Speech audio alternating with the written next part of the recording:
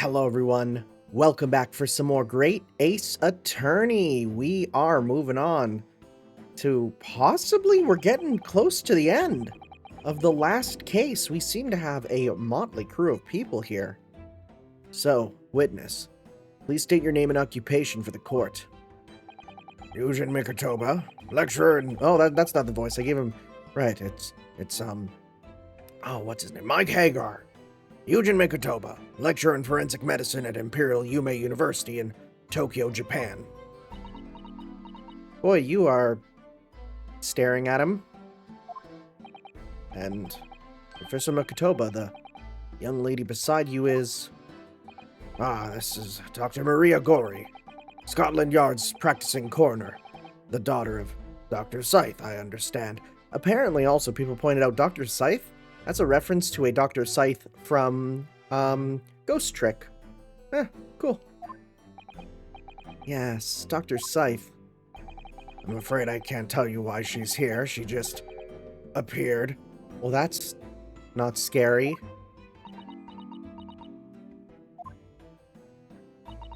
You summon this strange Japanese man as a witness to that autopsy. But you don't summon Mama.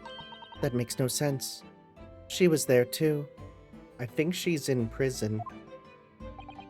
That's about the size of it. I've had her eyes boring into the side of my cheek constantly, whilst I was in the antechamber too. Poor man. The idea of it's making me shudder. The revelations about Dr. Scythe that came to light some days ago defiled the reputation of the entire judiciary. She was therefore deemed unfit to appear as a witness in today's proceedings. The Ministry of Justice's decision on that is final. Well, we wouldn't want any more perjury to be committed, would we? Don't do that. The Ministry of Justice? Some questionable strings are being pulled, I think. I remember you, Dr. Mikatoba, but I certainly never expected to be meeting you under these circumstances. Yes, it's been a long while, Lord Stronghart. Prosecution understands that you were a visiting student of forensic science in London until 10 years ago. That's right. I studied under Dr. Wilson at St. Sinners. So you were present at the autopsy of my brother, Lord Clint van Zieks. I was, yes. I assisted... She's staring, I just realized. I didn't even notice her. She looks like a Chozo statue. I was, yes. I assisted Dr. Wilson with the entire procedure. Mama's far more skilled than any Japanese man. Well, Dr. Wilson asked me to be his primary assistant on that occasion. And this autopsy report was actually penned by you, I believe? Yes. I noted all the doctor's findings, and when we were done, he read through the document and signed it. That's the most realistic thing in any Ace Attorney game. Yeah, the doctor didn't actually write the report. It was an assistant who did it, and he just read it and signed it. That's so real. Poor Mama. As secondary assistant, she wouldn't have had such a good view of all the innards. So, Professor, do you remember Inspector Gregson? Yes, of course. If it wasn't for his insistence, Lord Van Zieks' autopsy would have never have happened. But he was absolutely convinced that it would reveal decisive evidence against Genshin, you see. So Lord Stronghart had to entreat the nobility to allow it to take place. Do correct me if I'm wrong, my lord. It was as a result of that autopsy that a mass murderer was apprehended, and justice was done. But Gregson admitted it before he was killed. He admitted that the results of the autopsy were fabricated. You were there at the time, so you must testify. You have an obligation to tell the truth about what really went on. Absolutely. That's precisely why I'm here. And that's why I'm here too. Very well, then. You will give your formal testimony now, witness. Before you begin, a word of warning. Oh, I don't think he's gonna lie, but he's still gonna get in trouble for telling the truth. You will state truthfully and accurately what you saw and what you heard at the time. I wouldn't dream of doing otherwise, my lord. The moment your testimony verges on supposition, I will expel you from my courtroom. He's gonna do that as soon as possible. Remember that.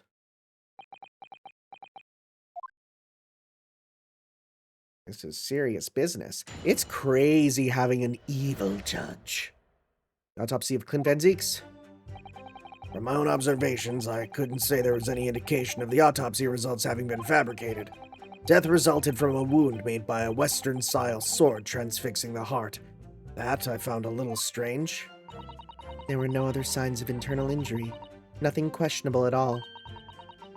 It was just that beautiful but dangerous piece of evidence removed from the man's stomach. Presumed to have been swallowed by the victim as a way of posthumously identifying the assailant. I don't know. How can it be posthumous if nothing was funny to begin with? That's such a stupid joke. I'm never funny to begin with. No indication? Nothing to suggest fabrication? Professor Mikitoba, are you certain about that? Well, nothing that I could positively identify as such, much less swear to it in testimony. Ugh. Hey, maybe the judge shouldn't evilly laugh. Well, that clears things up nicely. Look how evil this is. Does he not? I guess it's a closed court. I was going to say the optics of this, but there are no optics. It's a closed court.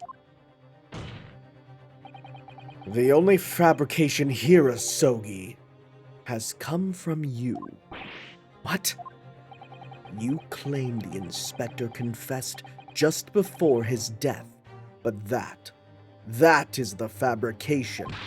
No, he freely acknowledged it. I swear he did. Freely, with the tip of a sword at his throat.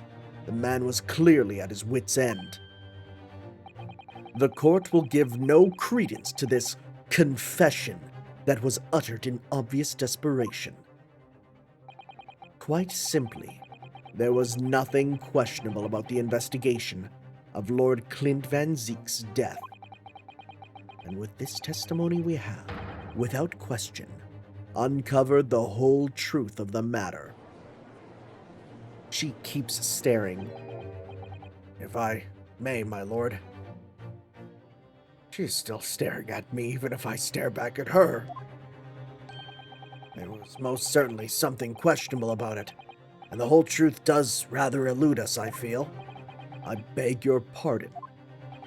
Well, you're obviously aware of the facts of the case.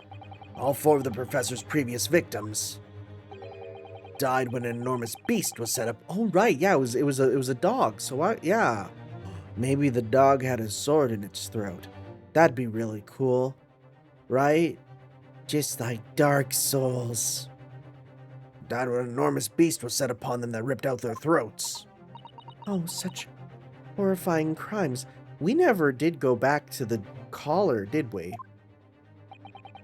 But curiously, the killer's last victim, Lord Clint van Zieks, suffered a different fate. Yeah, you're right. He was stabbed through the heart with a sword. That's enough. I believe I warned you about this, witness. I promised to curtail your testimony as soon as it entered the realm of supposition or speculation. Very well, my lord. In that case, the defense will pursue a conclusion to this during the cross-examination. What? I have the right to cross-examine every witness after testimony. And I fully intend to exercise that right. Yanosuke.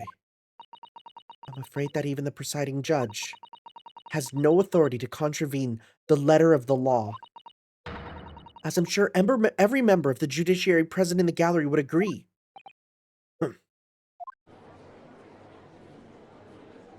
It's nice to have them on my side. Very well. You may begin, counsel. However, the moment your argument strays from the established facts, I will not hesitate to bring the cross-examination to an end. Proceed with caution. Yes, my lord. All right.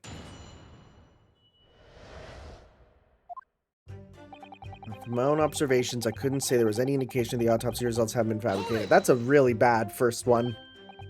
You couldn't say? No, sadly not. But then you couldn't say there wasn't any indication either, could you? No, true, I couldn't. I was at Dr. Wilson's side as he performed the procedure, recording what he did. At times, of course, he instructed me to fetch implements and such like. Whilst I was away from the operating table, obviously I could have missed something. At those times, what was the secondary assistant doing? Following this Japanese man's orders to adjust the lighting or pass him implements. But that doesn't mean Mama wasn't a vital part of the team. Quite, yes, so would you kindly refrain from staring at my cheek like that? So,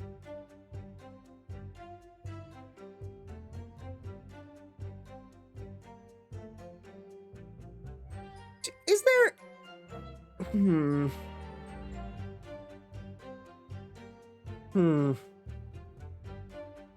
I'm real curious why this bird-like girl is staring at a person almost like she's, imprinted. But no, the timing that wouldn't make sense, would it? Is she even on here? 10 years? No, no, it's okay, it's okay. Professor Mikitoba, think. Was there nothing at all that seemed out of place to you? Well, yes, there was, as a matter of fact. Death resulted from a wound made by a Western-style sword transfixing the heart. That I found a little strange. What is transfixing? Does that mean it went through? In all 4 of the previous killings attributed to the professor, the victims were killed by an enormous dog, I believe. Their throats were, well, mauled? Correct, and yet Lord Van Zieks was stabbed. Do you mean to say... You think Lord Clint van Zieks may not have been one of the professor's victims? There is no basis on which to doubt the findings of the investigations carried out at the time. But Genshin Asogi confessed to all his crimes upon his arrest. He admitted to having taken the lives of all 5 members of the aristocracy. What if that's fake? Yet the beast that was used to carry out the killings was never identified. No evidence was found to suggest that Genshin had ever kept a dog. A true hound of hell. So, almost like some type of hellhound, if you will. There were no other signs of internal injury. Nothing questionable at all. But, you weren't actually present at the autopsy yourself, were you, Dr. Gory? Does that matter? Yes. Well, I just wonder how useful your testimony can be in that case, really. I mean, it would be different if your mother, Dr. Scythe, were in the stand, but... I've read all the paperwork about the case, and Mama's told me the story countless times. The statement I just made is exactly what's written in the autopsy report. I did confirm that myself at the time, it's true. Besides a stab wound, there were no other signs of internal trauma. I see. Mama told me all about it. Well, yeah. She said there was nothing of note internally. But they did find an amazing piece of evidence. Something unbelievable. Unbelievable? What do you mean? Come on, Dr. Gory. What was it?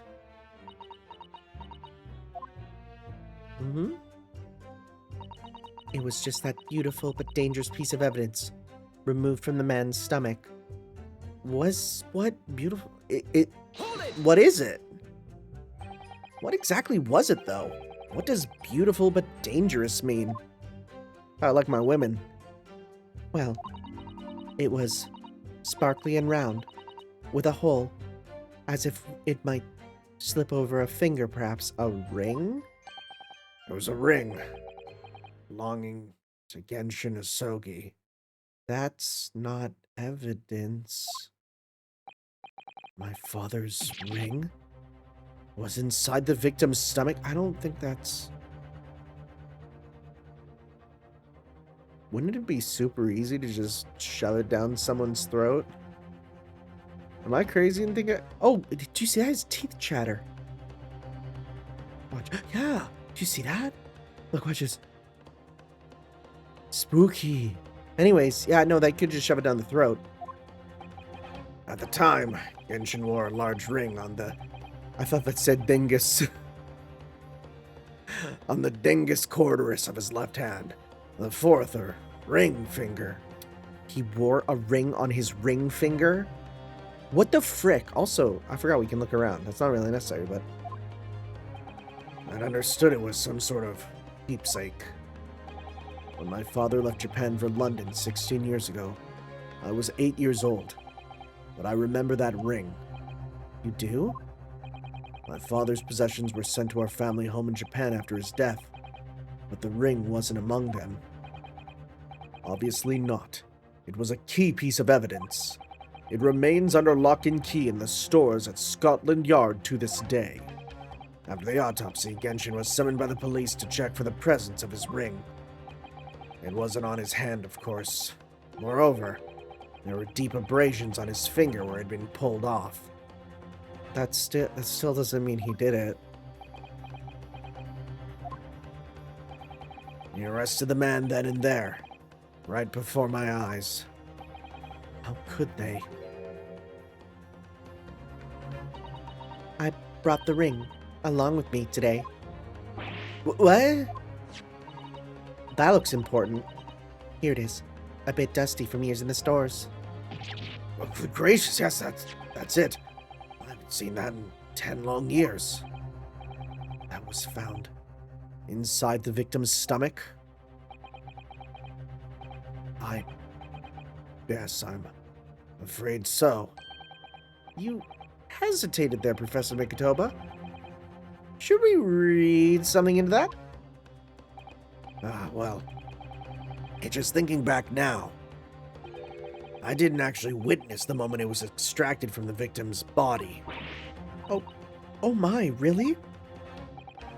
At that precise moment, Dr. Wilson asked me to fetch him a new scalpel, you see. And I had to run down to the scalpel store and take out my scalpel card. Dr. Gory, the removal of historic evidence from the stores requires my consent, does it not?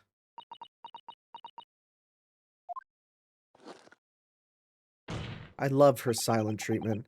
However it came to be here, the court cannot deny that it is crucial evidence for today's proceedings. Evidence law doesn't exist yet, so Very well. You may submit it. Mr. Asogi's ring. Clasping the gem looks sharp enough to cause a nasty scratch. It's not the sort of ring normally seen in Japan. They almost look like claws protecting that jewel. I'm gonna look at it. Yeah, it's a weird shape. There's gonna be like something under it. Hello. That's probably just reflection. There's gonna be something under it or something. These fat claws are doing a good job protecting the equally fat gemstone in the middle of this ring. Yes, if you were clumsy, you'd give yourself a rather nasty cut with them, I should think. Ow! Now my finger's bleeding. The claws really are sharp. Oh my, that was a very quick clumsiness, Mr. Naruhodo. Even for you. Ugh. Who would make such a dangerous ring? You couldn't swallow it without doing yourself some fairly serious damage, surely. A sticky Okay. A sticky mochi bun of that size would go down much better, with some red bean paste in the middle. I'm not a fan of red bean paste. Someone as clumsy as me would probably manage to choke on it somehow. Yeah, red bean paste is not great. It's a flavor that's tough to enjoy. We must examine it very carefully, Mr. Naruhodo. Already did. Very carefully indeed. Already did. Presumed to have been swallowed by the victim as a way of posthumously identifying his assailant. Well, there we go, right? You're not going to swallow that without killing yourself. And that was the decisive piece of evidence that led to Genshin Asogi's arrest? Correct. After further investigations by Scotland Yard, the man admitted to his crimes. That's a lie. My father was no killer. Clint van Zieks, it was you! You twisted the truth to suit your purposes. Your hatred of me doesn't change the facts that were established 10 years ago. My brother Clint had closed in on the professor. In the end, he exposed the man and put a stop to his lethal rampage. In the way only a man of my brother's caliber could. So we gotta present that to be like, how would you get that down your throat, right? That's everything, is it? Wouldn't... actually, it might get caught in the throat, honestly. Poor father, he looks so troubled. Perhaps because 10 years ago, something happened that's been weighing on his mind. Oh. I couldn't say were his words. My phrasing was deliberate, I'm sure. I wonder if he's had his suspicions all these years. If that's the case, we need to use his cross-examination to prove what really happened and remove any trace of doubt. We could establish that Kazuma-sama's claim of fabricated evidence was true. We can't shy away from this now. Even if what we might uncover could lead to total calamity. Don't worry, Mr. Naruhodo, I'll be right beside you. Whatever may happen. Yeah, so it's gonna be last one to say, yeah, you're not getting that down their throat, right? Because that would get caught. That would deal damage. It would overall be a rough time that someone would not want to subject themselves to. Present. Objection. Oh, really? My lord, as counsel for the defense, I must object to that last statement. And as the judge, I must deny your objection. There's no contradiction here. Oh, bites a dusto! Nothing happened. Okay, beautiful but dangerous piece. No other oh, right there, no signs of internal injury. Yeah, this is what we wanted. That would leave internal injury. Court has heard that the ring was extracted from the victim's stomach. But you didn't actually see it being removed, did you, Professor Mikotoba? That's right. I said in my testimony before. At that moment, I was fetching a replacement scalpel that Dr. Wilson had requested. In other words, you can neither confirm nor deny whether this ring, in fact, really came from the victim's stomach or not. What are you suggesting, counsel? That the ring was never in the victim's stomach to begin with. It's entirely feasible that Dr. Wilson fabricated that detail about the autopsy. What are you saying? That Dr. Wilson was in possession of the ring in advance, after it was somehow stolen from Mr. Asogi. And he produced it during the procedure, pretending to have found it there and then. They always say there and then, but I say then and there. In the victim's stomach. Objection. Supposition at best. What possible evidence do you have to support such a rash claim? This evidence, right here. That's the autopsy report. It's explicit in that report, counsel. Other than the ring, nothing unusual was noted internally. So I'm not sure how you intend to prove your point. You've already done it for me, my lord. The lack of internal injury says it all. What? To swallow a ring of this size would require... That's a crazy big ring. Do you see this? That is big, right? Would require considerable effort and determination. And in addition to its size, there are sharp claws around the gemstone to contend with. My brother was a determined man, and on the brink of death even more so, I'm sure. Yeah, but did he have a giant, wide, glizzy, gobbling throat? No! That man, like you, can barely fit a glizzy in without choking. He would have stopped at nothing to ensure that evil killer was brought to justice, even using the full throat. But if he had really swallowed that enormous ring, it's inconceivable that no trace of its passage down his throat would have remained as internal trauma. No.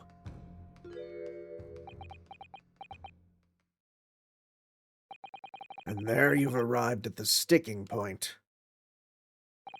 That's precisely why I had my doubts about the findings myself 10 years ago. Then why didn't you say something at the time? I did. I still remember the conversation I had with Dr. Wilson in the laboratory that day. Oh? I don't even know what voice he had from the beginning. Look at this! Now, this is a very curious thing to find in a man's stomach, wouldn't you say? But isn't that rather peculiar, Dr. Wilson? What's that now, Mikotoba? Well, if you swallowed a ring of that size with those sharp metal claws that it has, surely you'd expect to see damage to the throat and esophagus. Is there an O at this? No, O at the... Okay, no. O at the start of esophagus is a British pedophile thing that they like to do. Torn mucous membranes at the very least. He's just like, no. Dr. Mikotoba, may I remind you that I have vastly more experience than you. I'm terribly sorry. I can think of plenty of ways to explain why no injuries would be seen. No, let's say this. The victim would appear to have ingested the item as evidence to identify his assailant. Go ahead, write it down.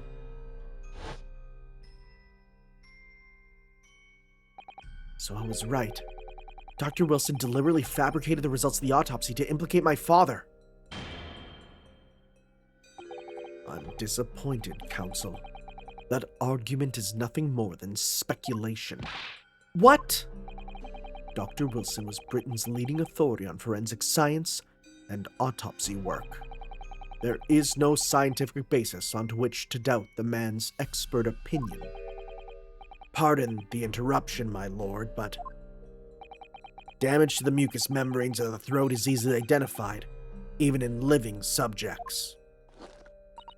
Using a device called an endoscope, recently demonstrated in practical use in France. I want one. The government can pay. I don't think so. And Dr. Gory, rest assured that your removal of evidence from the stores without permission will not go unpunished.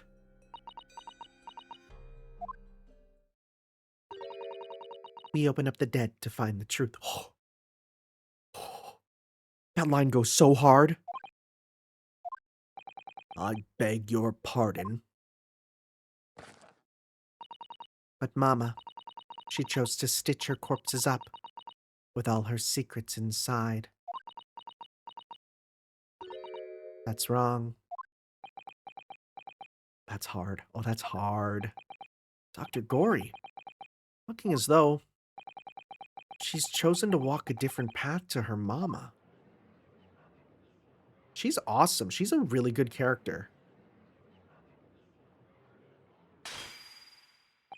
Yes. The ring. I mean, I think I prefer, I was gonna make a joke about another Japanese horror movie, but I can't think about it. What's another one? Because there's the ring. I don't know. I was gonna try. That's not my wheelhouse. What about the ring? I've just remembered something. An earlier incident. What incident? The one I recounted to you before. About a memory I have. Of Genshin Asogi saving my life. Did he use the ring to like cut people up with his fist of justice? What, my father saved your life? It was 10 years ago, on a foggy night. Genshin and I were walking down some back streets at a late hour. All of a sudden, Don't make a peep, you're coming with us! He has it. All of our assailants were armed with pistols, their faces obscured by scarves. The next thing I knew, there was a silence all around. Genshin lay on the cobbled street. Blood was seeping from his left hand. He'd shielded me. It was on the ring finger of his left hand that he used to wear that ring. Are you saying... I've always believed those thugs were after me. Now I'm starting to question if perhaps I wasn't the intended target after all. Wait, but... Genshin was arrested 2 days after that attack, and in that short interval, the decisive evidence needed to indict him was found miraculously. You mean the ring was stolen from him? You think that's what those thugs were after that night? Oh. Objection! God, there's so much emotion in Kazuma's stuff. You pathetic coward. You expect me to believe that you weren't involved? What do you mean by that? It was you, wasn't it? You're the one who took it. You stole my father's ring. You set the whole thing up so you could paint him as a mass murderer and arrest Kazuma. Open your eyes. Ryunosuke, you must know deep down. The truth can be completely obscured, even when your judgment is only slightly clouded. At the moment, you seem to be floundering through a dense fog. Is that why you were so insistent that I should be present in this trial? To see you like this?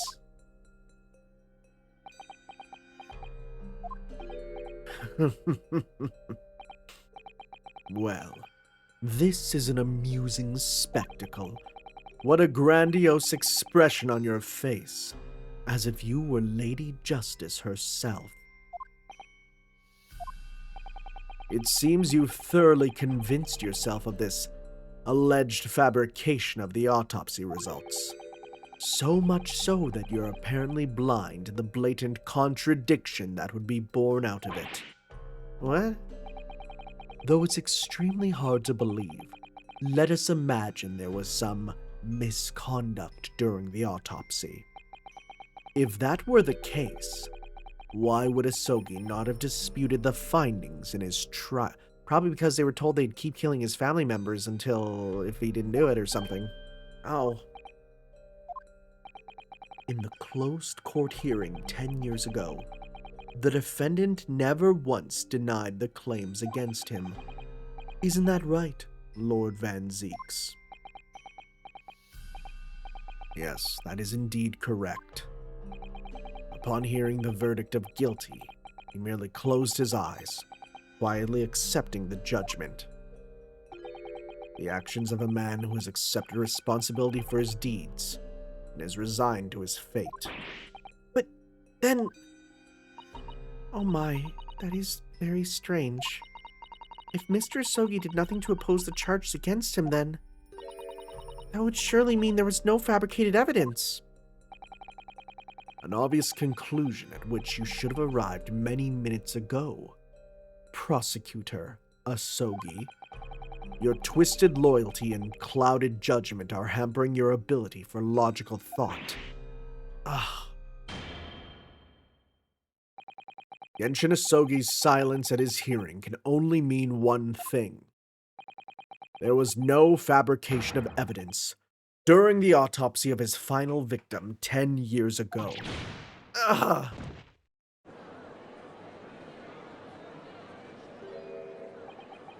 if that autopsy was all above board, there'll be nothing to stop Lord Stronghart bringing this trial to an immediate conclusion. Objection! Oh!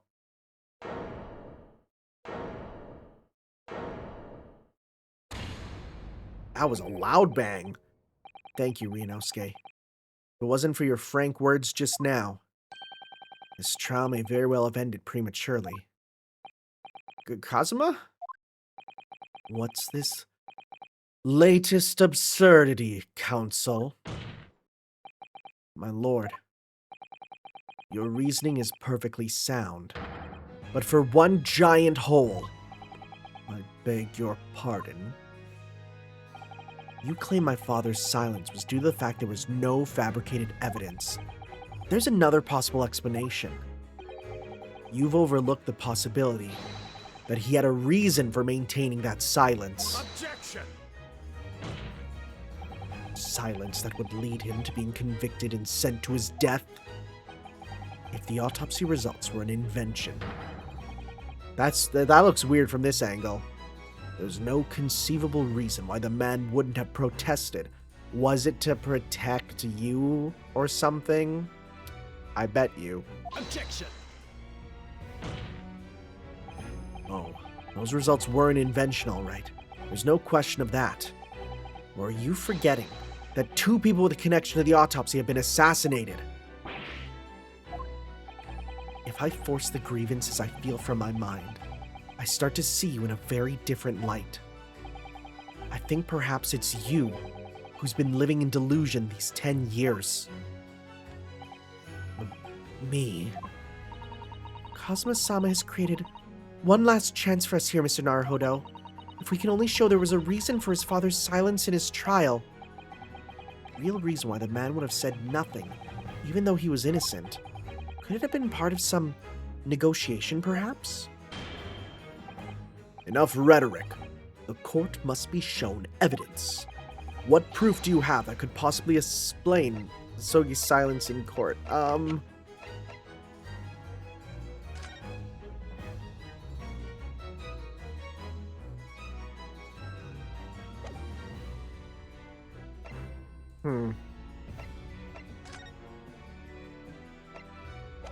No. We need to go stuff in the past. Hereby leave all my claims to Genshin Asogi. Is it so that he could give the stuff to him? Because then...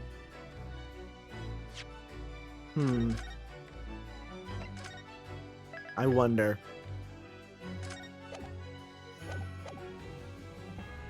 Could it be this? Take that! This is the defense's... Oh, it's super not this. As indicated before, my patience for rhetoric is growing thin. You could have at least accompanied that penalty with an explanation of why that answer was wrong. Okay, so it's not that. I thought it'd be so that if he does die, then he can actually get his stuff passed on to his son. That's an idea there. Passport, autopsy report. Single stab wound. Wait. Wait a sec.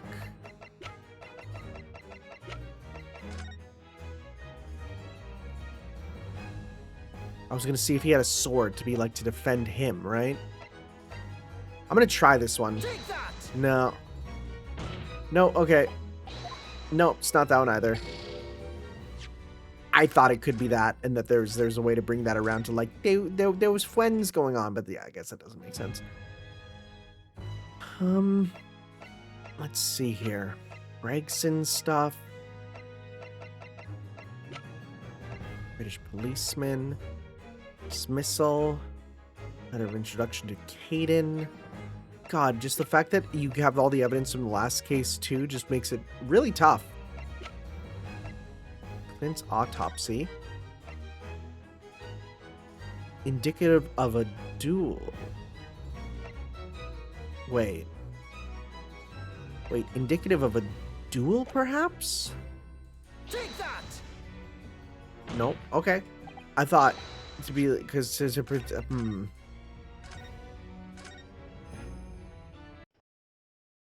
What would maintain Asogi's silence?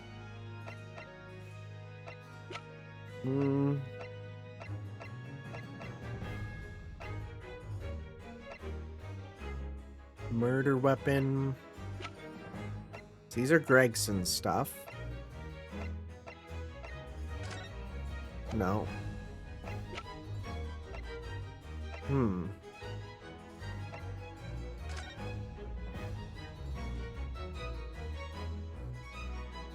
Is it this? Take that! I thought, like, because it's obviously going to be, like, to protect someone. Right? Who?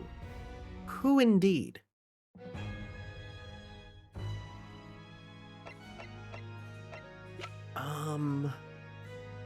Illustrious blade passed down? I don't know. I'm just guessing at this point. I have no idea. Like, I legitimately have no clue what's it supposed to be. Why would he keep silent? Right? A reason why the man would have said nothing even though he was innocent, part of some negotiation. Do we have anything else with negotiations? Like, so I thought this, but I tried this. Right? British police. Yeah, Fred, no.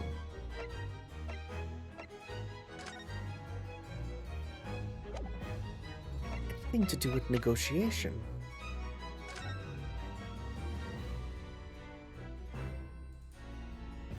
Checking if there's anything else I missed here. No. I feel like we're going crazy. Where are we? Haven't I done everything related to them? I feel like I've done every single thing related to them. Right? Commemorative photo. I'm ignoring that. Yeah, that has nothing to do with it. We've already looked at all this, right? Yeah.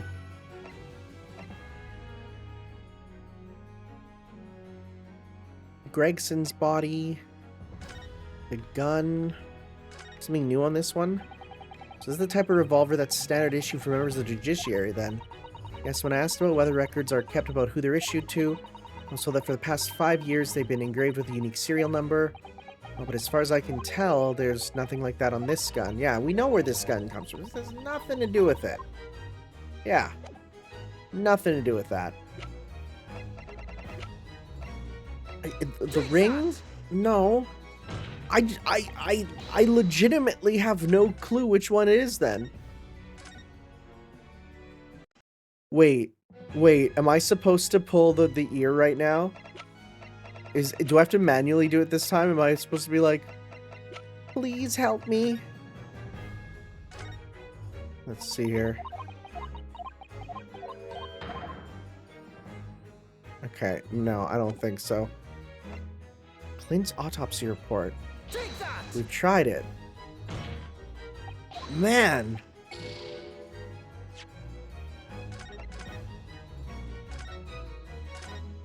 There's no way I missed... Like, I've played all these games. You can never miss evidence, but, like... What if I did? Passport... Anything related to... Asogi. Right? Explain Asogi's silence.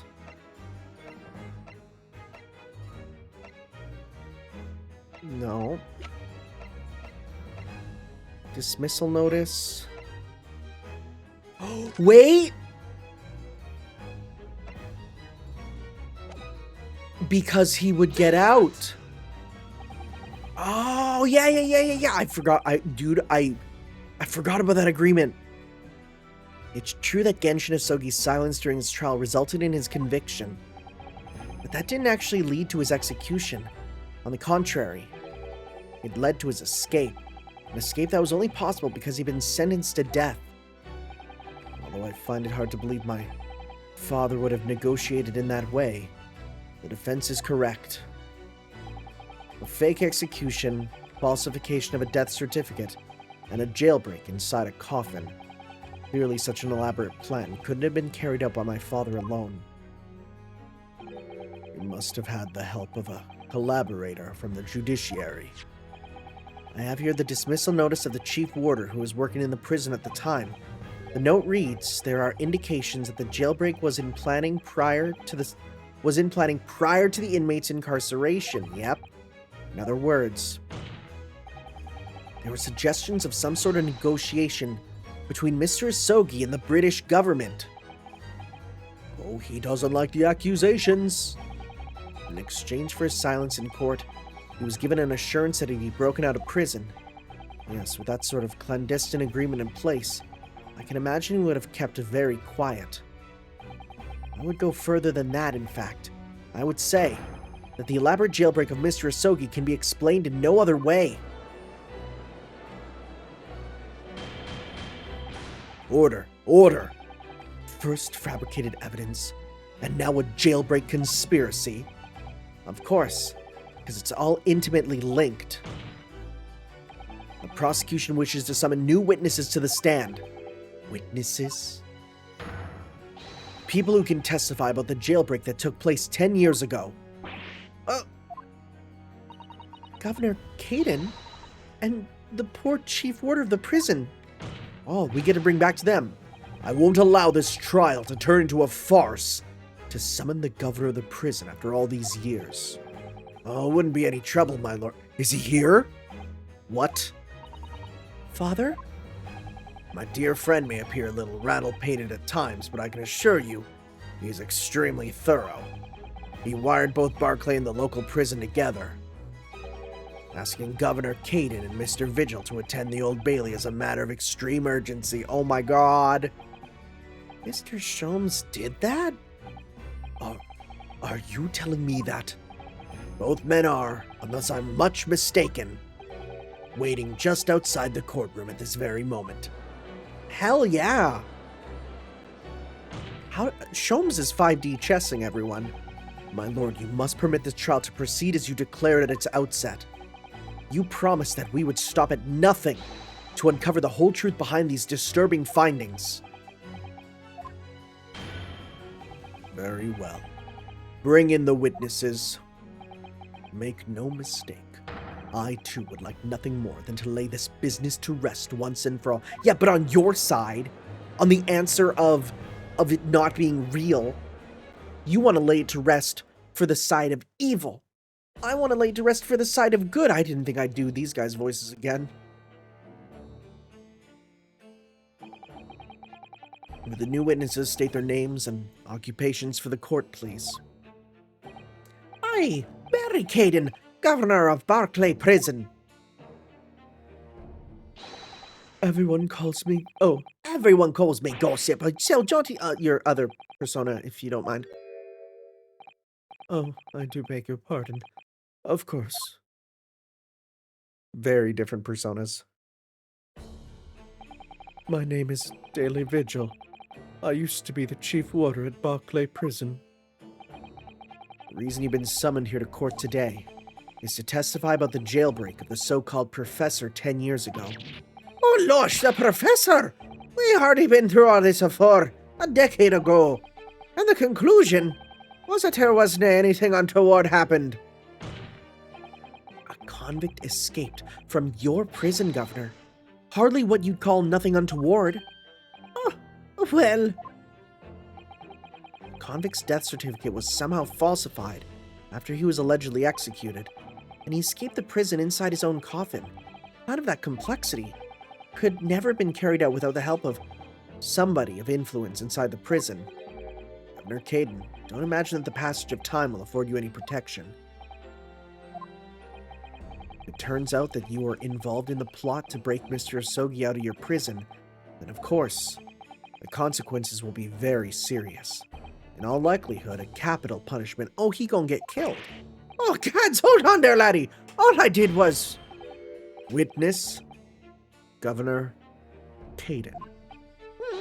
Oh, aye, sir. You have a critical role, starring Matthew Mercer, to play in the public safety of our country. A great responsibility to shoulder. The significance of your testimony in court cannot be understated.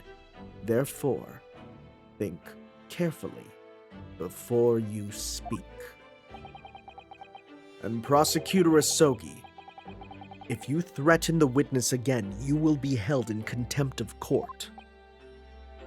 but whipping them is fine. In the future. My apologies, my lord. There's no disputing the fact that an intricate jailbreak plot was enacted 10 years ago. Clearly, you were both involved in some way. So you will testify before the court now and explain exactly what took place. Very well. Let the witnesses give their formal testimony. Tell the court everything you know of the plot to break Asogi out of Barclay Prison 10 years ago.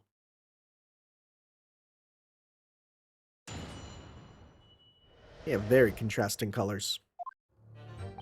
It was the day that Japanese Jock was found guilty. The directive came from the prosecutor's office.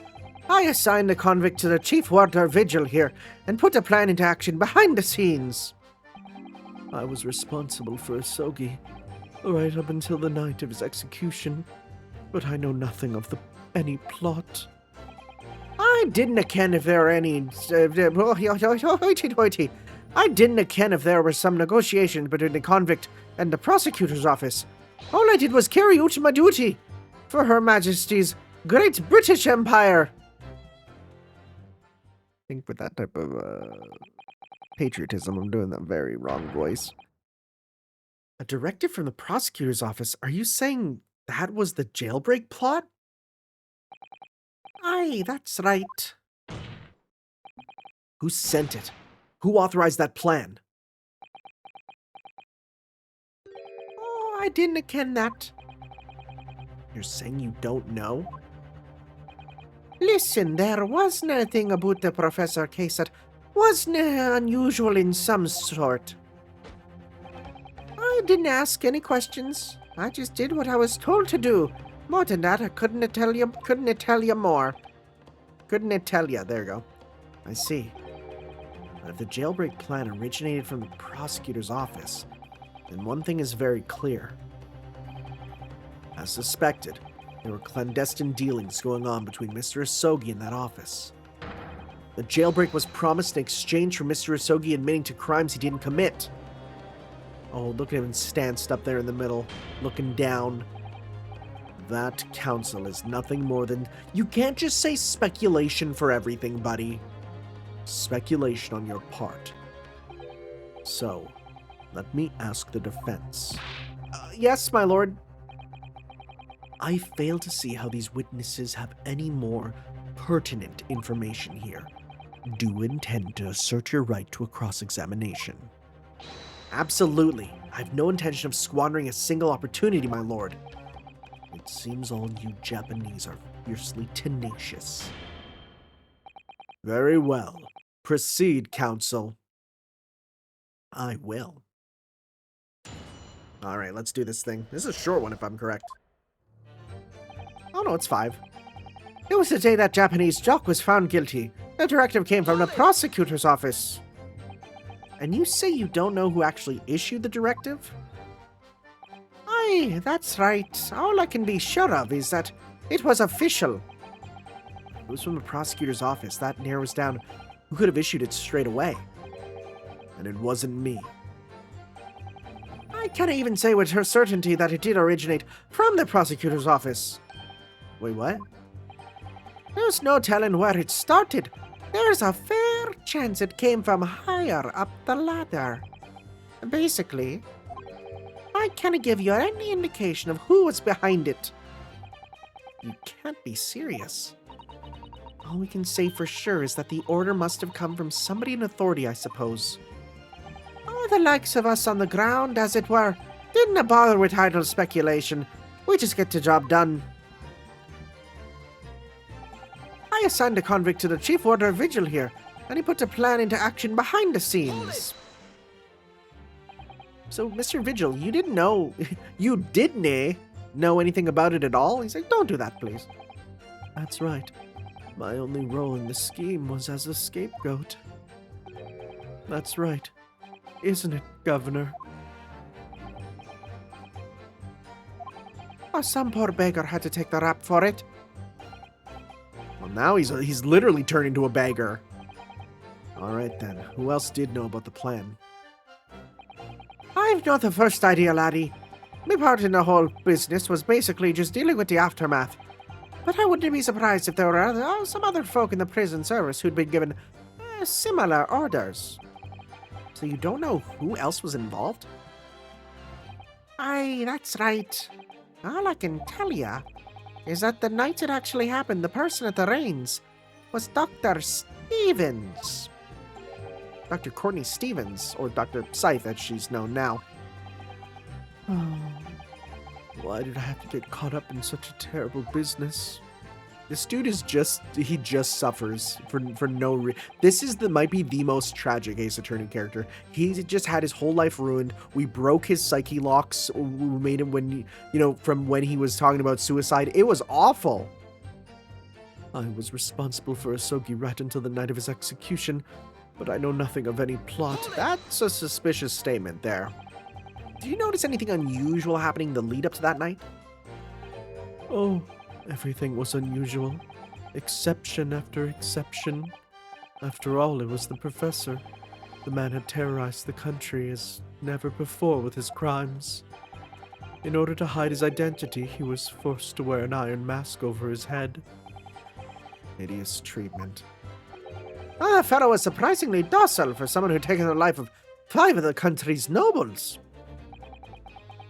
Being the chief warder, I was the only person permitted to approach his cell. I can still hardly believe that I was duped by my own country. It's okay, bud. You get used to it. I believe you jumped from the window of the governor. Why are we bringing this up? I believe you jumped from the window of the governor's office when the jailbreak was blamed on you, didn't you? Yeah, how's that feel, Caidin? Losh, Vigil. I can't apologize enough. No, Governor. I don't believe you can. It won't change what's happened. Oh my god. And what else can you tell us about the situation, Governor Caidin?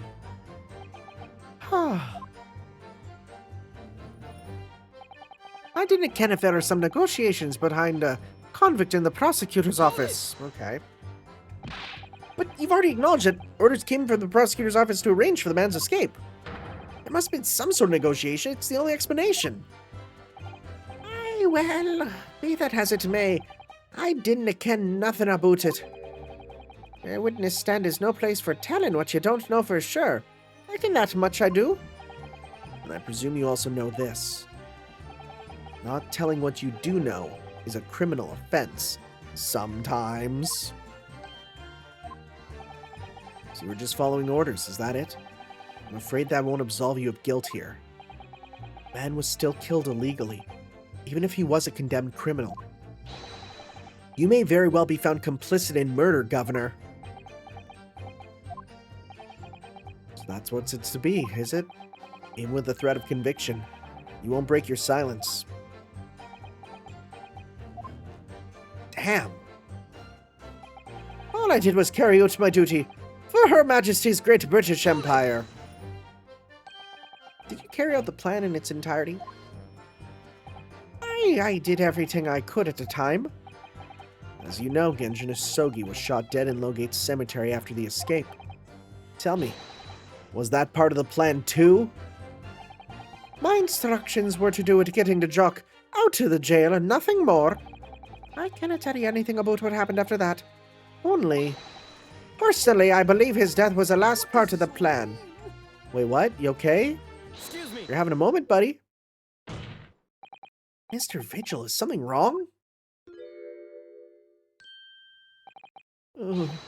What? Yes, sir. What can I do for you, sir? He's saluting now? What is it? Some sort of Barclay convention? What Governor Caidin was just saying seemed to upset you. Did it bring something to mind, perhaps?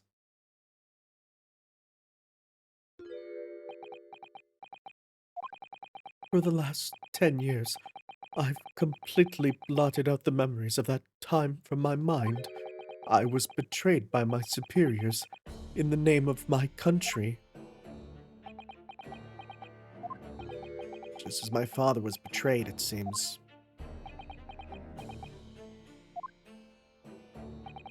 But you see, thinking back now, I really can't imagine that the shooting of Mr. Asogi in the cemetery was ever part of that plan. What makes you think that? Well, it just doesn't make sense, does it? To make the man admit to crimes he didn't commit, with the promise of jailbreak only to kill him in the end. That's treachery of the worst kind. But the point is, if the intention was always to betray him, why would there be any need for all the chicaneries of an escape? Ah. Yes, that's quite true. He was going to die anyways. If whoever negotiated with Asogi never intended to keep his or her end of the bargain, it would have been far simpler just to let the man be executed in prison, as dictated by his sentence. It all happened in that vast chamber of secrets, meanwhile. That's it. We've officially stirred, that author. We can't let her escape. We've said the words we can't. It all happened in that vast chamber of secrets at his Barclay, behind the high prison walls, like some type of prisoner of Azkaban. I suppose nobody knows what really went on in the execution room now. Yes, it's an unsettling mystery, certainly. Truth be told, there is a wee matter that's never quite made sense to me. Oh? If you believe there was some kind of negotiation behind the jailbreak between Asogi and a body at the top, it doesn't quite add up, does it? Governor Caidin, I must insist that you explain these doubts that you have by amending your formal testimony. Oh, gods! Go on then. He doesn't look happy. It seems to me that a Japanese fellow didn't have nothing to bargain with. It was... Yeah, okay, no, we're on this one, yeah. Admitting to the crimes, that was what he had to bargain with, surely? I cannot see that myself. After all, did the prosecution have no conclusive evidence against the Carly, eh? This, you mean? Discovered during the final victim's autopsy? There's every possibility this conclusive evidence was fabricated by Scotland Yard and the prosecutor's office. Objection! Possibilities are all very well, but nothing has been proven. You can holler about misconduct in the trial 10 years ago all you like. But if you can't establish that it happened with hard evidence, no one's going to listen. Aye, that's right. So what I'm saying is, the convict had nothing he could use for any kind of bargaining at all. I think I know what to use. The witness makes an astute point. Logically, it would seem no negotiation would have taken place. And yet the plan to break the man out of prison was definitely put into practice. So it must have been armed with something that gave him an angle to negotiate. I think I know. So Asogi-san agreed to confess to the crimes because he was assured he'd be broken out of prison later. I really don't think that Kazuma-sama's father would have engaged in such negotiations.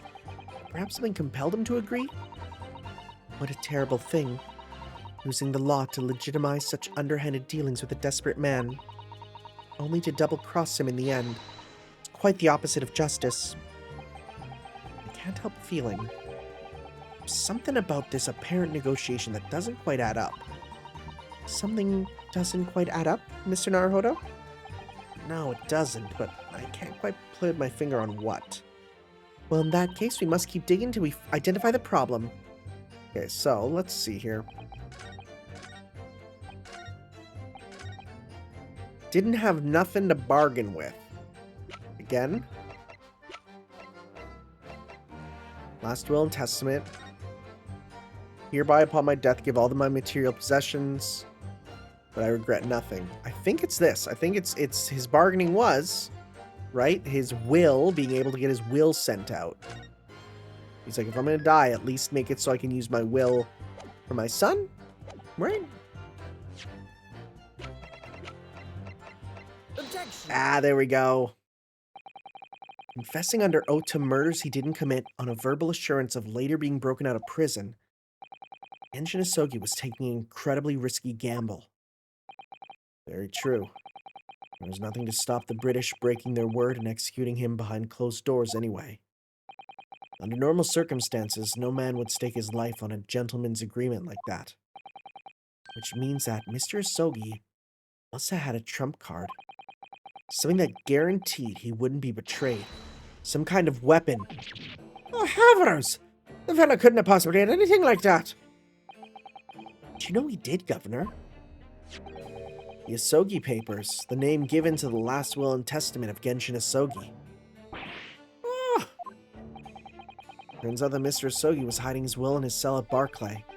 Chief Warder Vigil caught him with it one day. you... Oh, you squealed, you wee rat. Did I not tell you to keep that a secret? You can't touch me now. Go! I like how we're not stopping this. Oh my goodness, okay.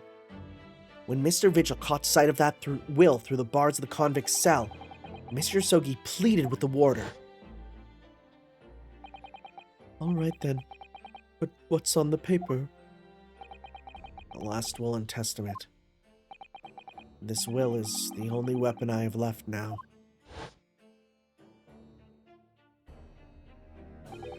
A weapon? After the convict had been killed following the elaborate pretense of the jailbreak, that document mysteriously disappeared, didn't it? Well, yes. All the prison warders searched through the belongings in his cell, but that was just nowhere to be found. As I understand it, an exhaustive search was made for the document, which became known as the Asogi Papers. Governor Caidin, I believe you ordered your prison staff to find it at all costs, didn't you? Would I be right in saying that you knew? You knew that the so-called Asogi Papers had the potential to make great waves somehow. Jinza, what in the blazes are you blethering about? The will was found, right and proper, in the feller's cell, where I said it would be. Oh, ow. But how could that be? Where in his cell? We searched the place, ow, from top to bottom. Well, you didn't do a proper job, you peely-wally galoot. You can't criticize me now. I showed it to you afore, I did know, yon lawyer. Yes, you did. I have the document here. It's written in Japanese and reads, the last will and testament of Genshin Asogi. Which means, everything is as it should be. Not quite, my lord. You see, there's an undeniable inconsistency here. What? What inconsistency? Mr. Asogi described this document as the only weapon he had left. And yet this will contains nothing of significance at all. Nothing that would have given the convict any leverage. Are you suggesting, my learned friend, the last will and testament stored at Barclay all these years is actually a fake? Well, you see, the problem is, it was actually written in Chinese. And none of you knew. Oh my god, you guys, that's so embarrassing. That's kind of funny, because I think, there's the same characters, but you know the joke. As has been clearly demonstrated already, what went on at Barclay Prison was far from above board.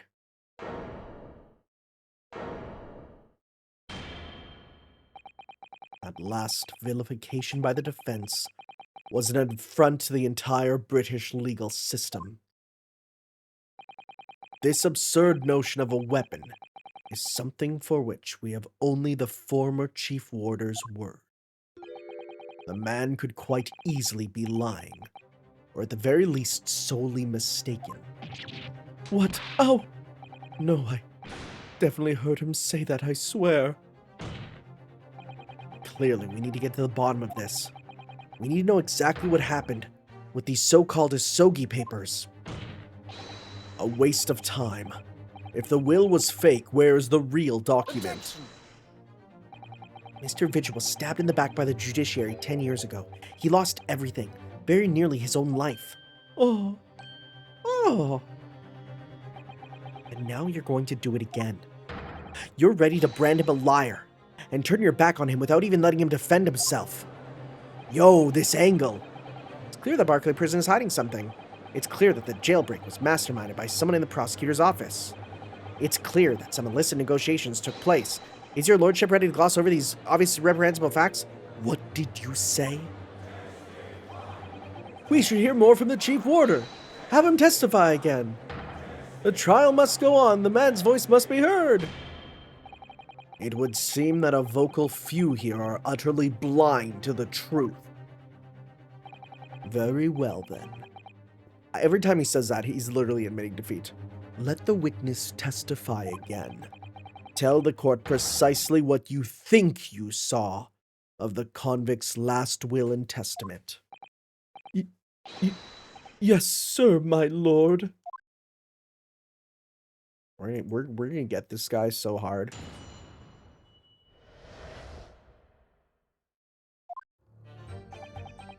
As the warder responsible for condemned convicts, I attended to Mr. Asogi and kept watch over his cell. Oh, the night after he was found guilty in court, he was doing something with that will in his cell. We turned the cell inside out looking for it after the execution, but to no avail. I only found out about the Asogi papers when a directive came in telling me to impound them.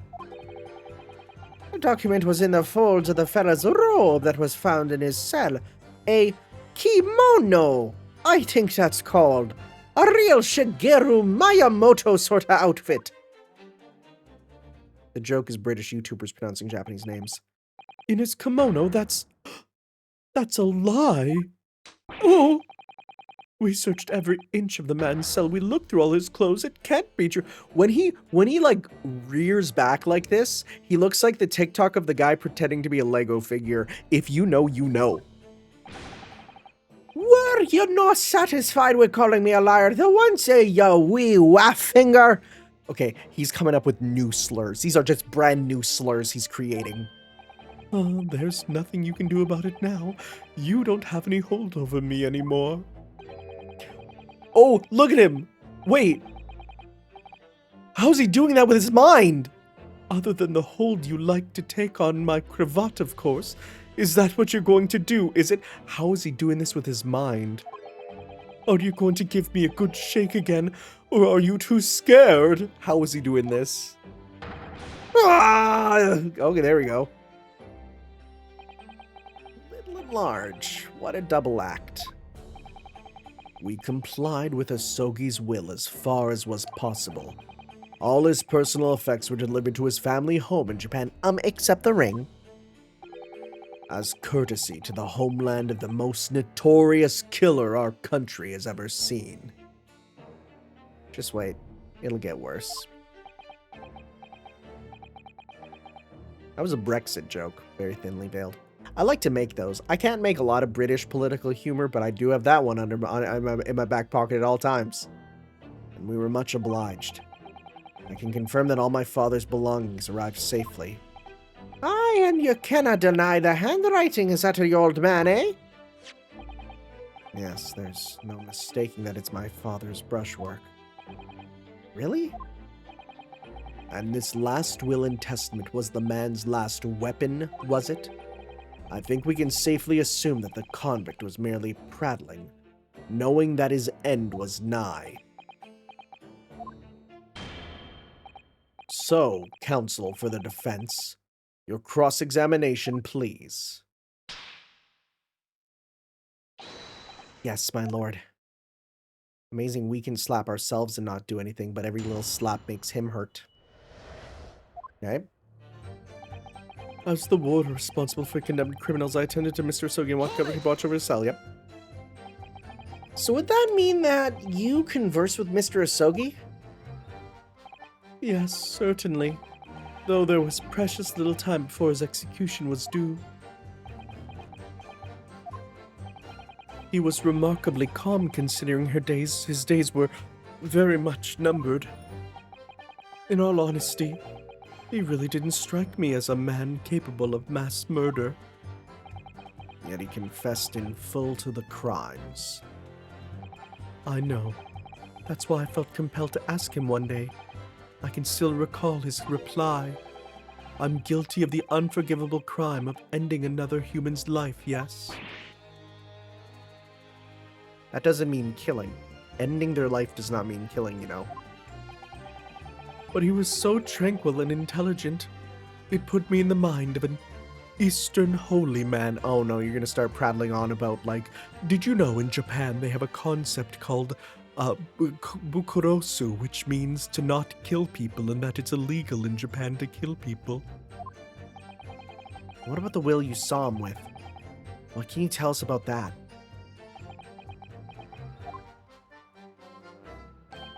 It was the beginning of all the drama. I remember it very well, yes. Ooh! It's getting more and more like... they're getting funnier to do. The night after he was found guilty in court, he was doing something with that will in his cell. Something with it? Oh? And he pleaded with you not to report him, did he? Yes, that's right. Is it going to be a thing where, like, if you fold it a certain way, it has a secret message? And like the Bampot you are. I don't even know what a Bampot is. You didn't tell me. A blatant breach of trust that was. I could see the man had noble spirit. I found myself wanting to treat him accordingly. But according to what you told us 2 days ago, the convict had been strictly forbidden from having any writing material whatsoever. Yes, you're quite right. So when exactly was the will penned? Oh, that was before the man was remanded in Barclay, obviously. Yes, at the prosecutor's office, under supervision of the relevant authorities. I personally instructed Asogi to make a will for the benefit of his family in his homeland. In that case, why was it found in his cell? Oh, what do you mean by that? Well, if it was penned at the prosecutor's office, you would have expected that it would remain there for safekeeping, surely. Oh! It's curious. There doesn't seem to be any obvious explanation for why it was subsequently found in the convict's cell. Oh, well! The defense makes an astute point. Well, Governor? A prison governor cannot be expected to ken the inner workings of the prosecutor's office. In that case, Lord Stronghart, perhaps you can shed some light on the matter. I'm unable to offer an explanation here and now. I would have to consult with the notary responsible for the will at the time. Buddy, come on, I'm not even gonna call you Buddy anymore. The fact that my father's will was discovered in his cell is clearly inconsistent with what was expected. I want to know why. Another inexplicable mystery, then.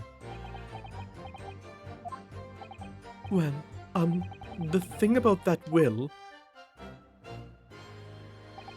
We turned the cell inside out looking for it after the execution, but to no avail.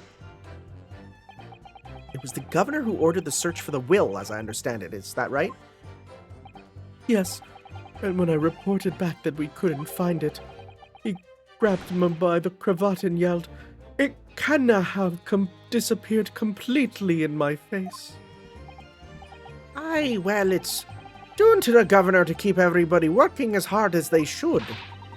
I think the governor needs a wee taste of his own medicine, Mr. Naruhodo. The point is, it was clearly considered a very important document, was it? But it proved impossible to find. That's right. Then, before I knew it, it was in the morning paper. The blood-curdling article. The executed mass murderer who'd risen from the dead. Oh, you mean the article based on Mr. Drebber's experience in the Lowgate Cemetery? Yes, that was it. The day after I'd read that news, I was summoned to the governor's office, and that's when the awful accusation was made. that you'd aided Genshin Asogi to escape the prison, resulting in your immediate dismissal. I'm afraid I really don't remember anything after that. Because I tried to kill myself, Caidin. Caidin, you nearly made a man take his own life. I want you to realize the weight of the sins that are around your ankles. For a man who loves to eat super hard, the handcuff, biscuits, the real handcuff is around your heart. As the governor of the prison, I had no choice. I couldn't have done anything else. I only found out about the Asogi papers when a directive came telling me to impound them. And that directive came from the same source as the one instructing you about the jailbreak? Aye, from the top levels of the prosecutor's office. What name was on it? I didn't ken afore, and I didn't ken now. I needed to think about what this sentence means. All I can tell you is that my orders were to do everything in my power to find that document. The directive said it had to be somewhere inside the fella's cell. Document. Was that the wording? Document, not will? Aye, that's what it said. Am I clutching at straws here? I wonder if it was really Genshin Asogi's last will and testament the sender of that directive was after. Huh. Continue with your testimony then, witness. The document was in the folds of the fella's robe that was kept in his cell. A kimono, I think it's called. Didn't mean to click that, did not mean to press A. That was a mistake. The testimony doesn't give much away. Though this will was really penned by Kazuma-sama's father. I wonder what it possibly meant when he described it as a weapon. It's starting to sound very much like Mr. Asogi actually had nothing. The plan to break him out of jail went ahead, which means he must have had some bargaining power. He must have been hiding something. It's the only explanation that makes sense. It's starting to sound like Mr. Asogi actually might have had something. Which is it, Mr. Naruhodo? Yeah, pick, dude. I'm not sure, but I feel like I'm on the brink of understanding all this. Let's listen to all the information again and see what we can learn. Can't overlook even the smallest detail. Absolutely, yeah. Let's go to that last one and press it there. Oh, I forgot to do the noise. Okay. Hold it! Yeah, tell me more. In Mr. Asogi's kimono. Aye, the one he'd brought with him when he was locked up. Yes. He was permitted to have his personal effects with him during his incarceration, I understand. That's right. He was granted as much freedom as possible during the few days before his execution. Indeed. He had a number of items of personal significance, I remember. He was very reluctant to part with them. Some books, that kimono, his sword. His sword? Karma, the famous sword of the Asogi clan. It bears the soul of my family, which is now chipped permanently, it should be said. I don't doubt it, but I wasn't really getting at that. Forget about it being the soul of the clan. Could the man have had a more obvious weapon? Have some respect, Rinosuke. Respectful silence? Oh my god, it's gonna be in the sword. The warders carry firearms at all time, and the inmates have shackles around their ankles. Because as we know, all the Japanese men, they use their swords with their feet. He could not hurt anyone with that thing. Still, he was allowed a sword, but no writing materials? Aye. He wrote that will before he came to stay with us at Barclay, you see. Dr. Mikotobo was asked to bring the necessary Japanese writing implements to the prosecutor's office. A scissori inkstone, black sumi ink, and some Hanshi rice paper, no doubt. I was present when he wrote it, but I'm sorry to say the letters just look like a squirming mess of jet black earthworms. Worms? That's a fun way to spell it to me. And are you going to be like, I actually have studied Japanese? Are you feeling faint, Mr. Vigil? Oh. Mr. Vigil! Sir, it was scarlet, sir. What? Oh, I'm terribly sorry. I didn't mean to blurt it out like that. Oh, oh, oh, oh! Less swaying and more explaining would be helpful. Is it something about the testimony we just heard? Have you recalled something of importance? Something of importance, possibly, or possibly not. I'm unable to tell which way he's leaning. He's leaning all directions currently. My lord, defense asks that Mr. Vigil be permitted to supplement his testimony with this possibility or not possible important detail. Permission granted. Go ahead, Mr. Vigil. Use your words. You're an adult. Yes, it was scarlet. As I remember, the document was written in scarlet ink, but perhaps I'm mistaken.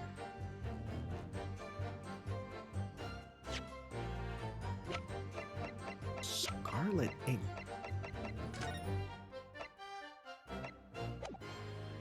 There's no scarlet there. I swear to God, we're gonna unwrap this, and there's gonna be the thing either there, or we're gonna unlatch this end, and it's gonna be in here. I'm calling it. I'm calling it. Scarlet. Are we... Wait! Are we supposed to look through this? Wait. Hold it! I wonder. Scarlet, you say? Well, yes. I mean, I only caught sight of it for a brief moment, of course. But even by the dim light in the cell, I remember thinking it was an unusual color. At the very least, I'm quite sure it wasn't black. Witness. Is that really what you saw? Ah, sir?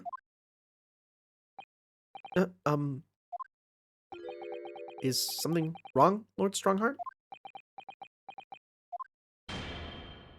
I apologize. Continue. Oh my God, please tell me we get a judge breakdown. Please, I want to see a judge breakdown. What do you make that, Mr. Narhodo? For Lord Stronghart to be so visibly shaken in that way. Oh, didn't have her. You can plainly see the writing here. And it's as black as the Earl of Hell's waistcoat. That's solid. That's real good. Well, yes, you're right. Mr. Vigil, I'd like to confirm one point with you. You actually see the content of the document that Mr. Asogi was holding that night? Oh, well, no. I mean, there was no time. As soon as he noticed me there, he hid it behind his back. It was definitely a will, was it? Yes, it was. That's what Mr. Asogi told me. The court need waste no further time on this matter. We have the will in question in our possession. There is nothing more to add. Can we use the red gem to look through it or something? A will written in scarlet ink. What did Mr. Vigil really see Cosmo's father holding, I wonder? You have an inkling. Inkling. You must present it to the court at once. Inkling, huh? Okay. I wonder. Are we just going to point out that the ink is black? Because I feel like that's not... Yeah, I feel like that's not... Let's start by simply presenting the letter to be like, hey, it's not... Let's just see here. Objection! Yeah, no, so it's not. Right? So that's not a thing. I forgot about this mode.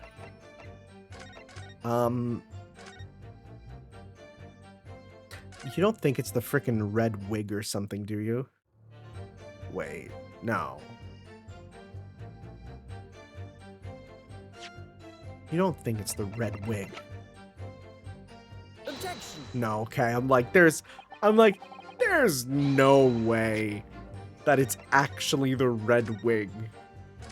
Like, can you imagine if we bring it round to that? There's no connection. Okay, so document was written in red ink.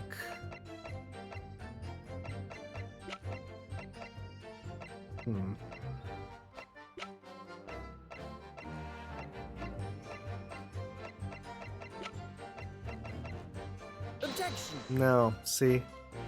I'm trying to think about again, my thought is because the color red is quite important. We seem to keep bringing that up.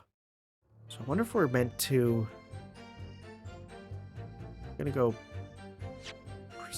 Well, okay, let's try karma to be if we can say, like, was it actually this? Nope. Right? Okay. There is a chance that we need to look at new evidence itself, like examine it to see what we need to do. Let's go. Yeah, let's look at red things to see if there's anything new. Apparently new. Always wondered what the underside of a hairpiece looks like. Okay, this is going to be absolutely nothing to do. It's going to be nothing to do with it. So, yeah, we've talked about the bird lime. What the frick is bird lime? I don't even want to consider what bird lime is. Okay, yeah, no, nothing to do with that.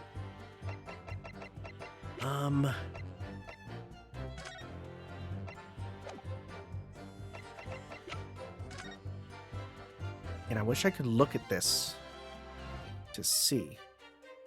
Let's open it, maybe?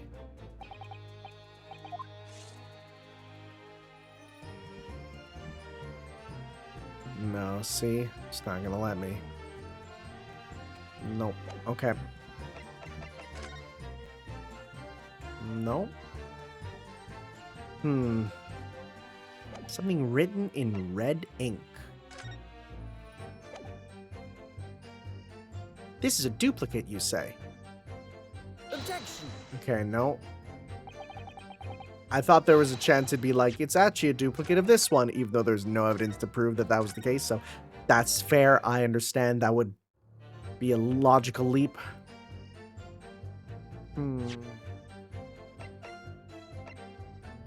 Red-haired league. Again, nothing to do. Oh, it keeps coming down to red. Harsh reminder.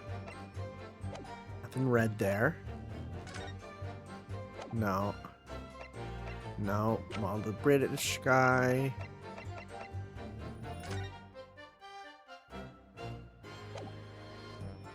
Blood? Are we meant to show that it might be blood? No, right? No, that is the evacuation drill. It's nothing we're talking about.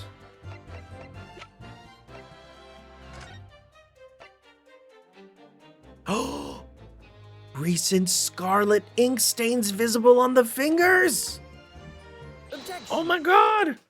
Oh my god, dude. Okay. Scarlet colored writing is what you said you thought you saw, Mr. Vigil? I frickin' completely... I don't even think I read that and put that in my brain when I first read that. And I believe that's exactly what you did see. What? Oh, Havers again!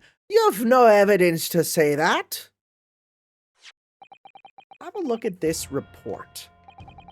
That's my brother's autopsy report. Yes, and there's something in here that's bothered me since I first read it. It states that scarlet-colored ink stains were noted on the fingers of the victim's right hand.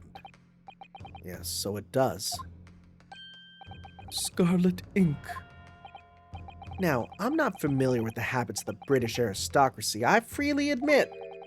I would hazard a guess that they don't go around with ink stains on their fingertips, do they? Your wit is not appreciated. We are talking about his dead brother right now. My brother was a well-bred and fastidious man. Should ink have sullied his fingertips, he would have cleaned them immediately. What is your point, counsel? My point is this. Whatever Lord Clint van Zieks was writing in that unusually colored ink, it must have been directly before his death, because he died before he had the opportunity to clean his hand. What? I remember something troubled me at the time. At the scene, the lid of my brother's inkwell was open. But Clint was punctilious. That's a word. About such things. It seemed unusual. and no document was penned in the color of ink that was in the inkwell and no document penned in the color of ink that was in the inkwell was ever found. The document had disappeared. Are you suggesting the document my father had in his right hand that night in his cell was the same document that Lord Clint van Zieks was writing moments before his death? Then that was... If Mr. Vigil's testimony is to be believed, it only mean that, yes, Mr. Vigil, Sir!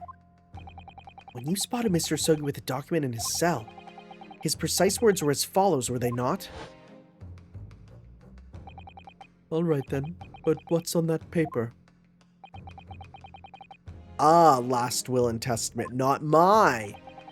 This will is the only weapon I have left now. Oh, it's not. Oh. A last will and a testament. Oh. If the conversation really did go as Mr. Vigil says, then what we now know completely changed the meaning of what Mr. Asogi said. You really think... Mr. Vigil did indeed see the convict with a will, but it wasn't that of Genshin Asogi. It was the last will and testament of Lord Clint van Zieks. No. What? Yeah, that's crazy. Okay. Objection! Oh, you're breaking down.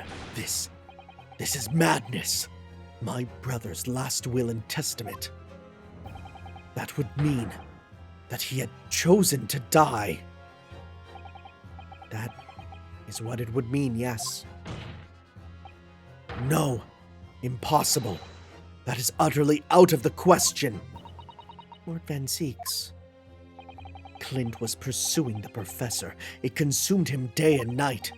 Whatever happened, he would have never abandoned his investigation before its conclusion. Never. He wouldn't rest until the job was done, until the killer was caught.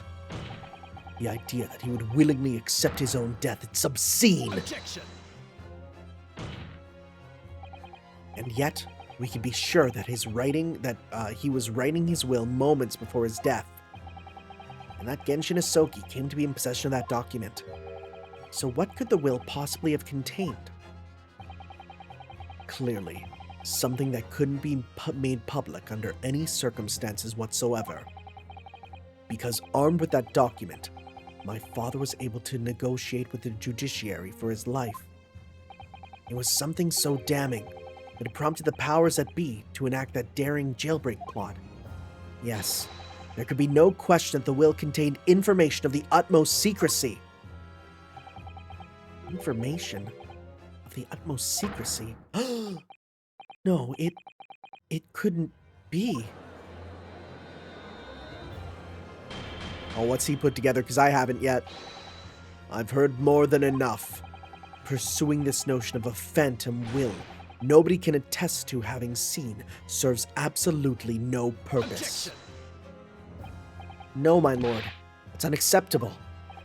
What did you say, counsel? The last will and testament that Genshin Asogi had in his possession was that of Lord Clint van Zieks. All the testimony and evidence presented to the court has logically led us to that as a possibility.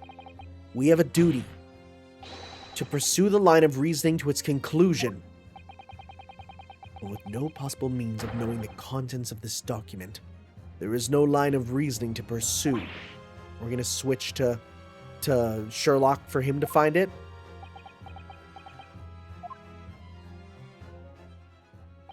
A reason why Lord Clint van Zieks, a man of high and noble standing, would have chosen death. Information so secret, people in the judiciary would be willing to negotiate the jailbreak of a condemned killer. The only explanation that fits those facts is an unthinkable truth that turns absolutely everything on its head. But it's just too hideous. It's going to be that he was the professor. Right? Is that what it's going to be? Mr. Naruhodo? However difficult the situation might become, you work with your client in pursuit of the truth. That's what you resolved to do when you entered the courtroom this morning, if I'm not mistaken. Miss Sasato. So hold your head up high and keep soldiering on. Yes, you're right. 10 years ago, in his final moments, Lord Clint van Zieks left behind a will. A will that Genshin Asogi was able to use as a weapon to negotiate his escape from prison. In all probability, the details in the will were related to the Professor case. The defense's last statement is mere conjecture. What are you getting at, man? Rinosuke? As soon as these words come out of my mouth, there's no going back. I believe that the last will and testament of Lord Clint van Zieks was in fact a confession. He was the guy. He was the professor, maybe.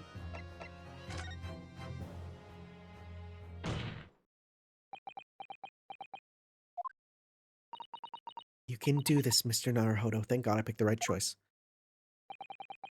I believe that what Lord Clint van Zieks was actually penned that day was a confession. A confession? Regarding the mass murderer known as the Professor and his true identity. Objection! Enough. Counsel. What are you saying? Do you even realize? A confession about the true identity of the Professor, that would mean...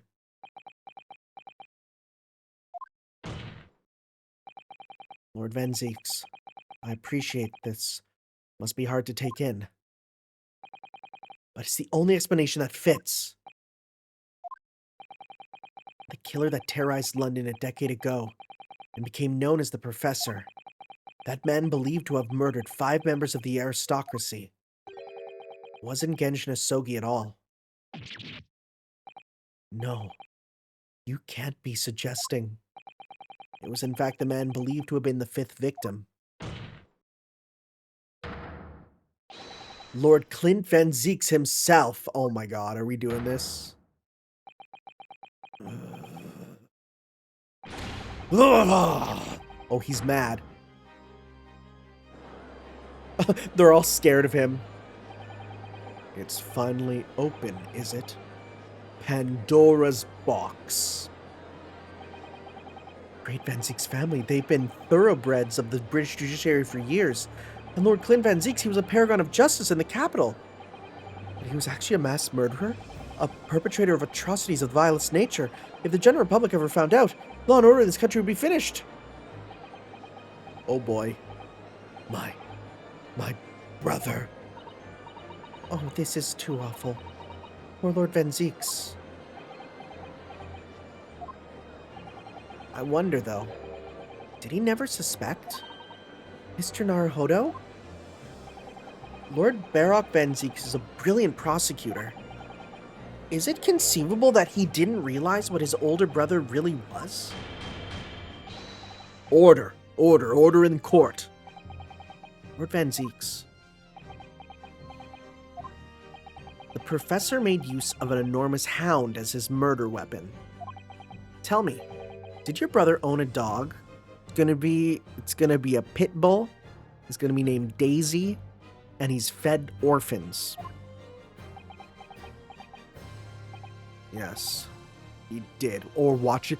Oh my god, can you imagine if its name is Missile and they're like, what does that name even mean? Oh my god, his name was Balmung. Shut up. Wait, that name is sick. That's the name of the dragon-slaying sword of frickin' Siegfried. Frickin', that's cool as hell. Balmung. Dude, listen, I'm not planning to get a dog, but if I got a dog, I want to get a cute little baby, like, tiny pupper, and I'm going to name him Balmung. He was a well-known hunting dog. People called him a giant. I don't believe this. When my brother would go hunting in the forest of the grounds behind the house, he always took Balmung. Can we show the thing? Can we show the the dog collar we got? After Clint's death, the creature passed away too, almost as if following his master. He was a magnificent hunting dog, Worthy of the jewel-studded collar around his neck. There we go. A jewel-studded collar. That's right. Though sadly, some years now it was stolen by a thief who broke into the house one night. A jewel-studded collar stolen by a thief. It so happens that myself and my colleagues have come across such a collar during our time in London. How could you? There was an old emblem attached to the collar too, made of pure gold. B for Balmung! It was topped with a small crown and bore an ornate capital letter B. What? An emblem bearing the initial B. Oh my, you know it? It's the insignia of the Baskerville family. What? The Baskerville? Why is that name coming up now? Baskerville is the family name of my late brother's... Oh my god, you're related to the Baskervilles. Oh no. That pure gold emblem was their heirloom, which Clint acquired upon their marriage. Oh goodness. There can be no doubt then. The collar you described was Balmung's. The family insignia of Lord Clint van Zieks' widow. This is a new character to suddenly throw in. There was a considerable amount of blood on the collar when we saw it. Since we know the dog was used for hunting, it could have been from its quarry, of course. But it could equally have been from a human prey. So it is true then? Clint van Zieks really was the professor? Impossible! These Japanese are making it all up to exonerate one of their own. So in fact, the person responsible for these murders of nobles and royals was a noble himself. And that threatened to be an enormous scandal that would irrevocably destabilize British society. My father knew that, and was using it to negotiate his way out of unjust charges brought against him. But at the very last hour, those he'd bargained with betrayed him, slaying him mercilessly on foreign soil. Well, can you deny it, Lord Stronghart?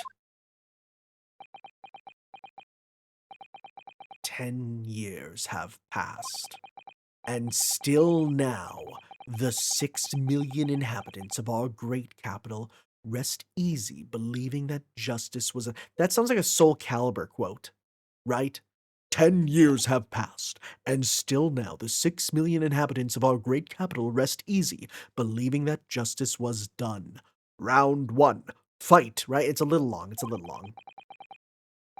Though his anonymity remains, the diabolical murderer was caught and executed.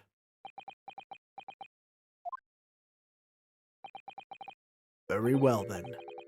You may have the truth. Oh. Really? Okay.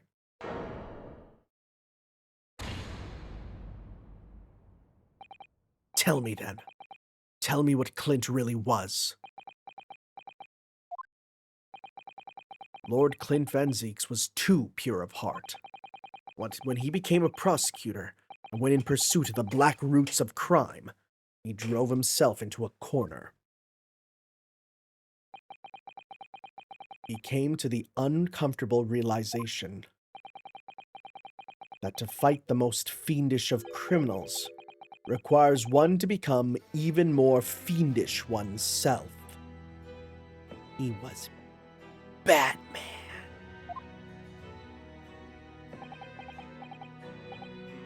Clint.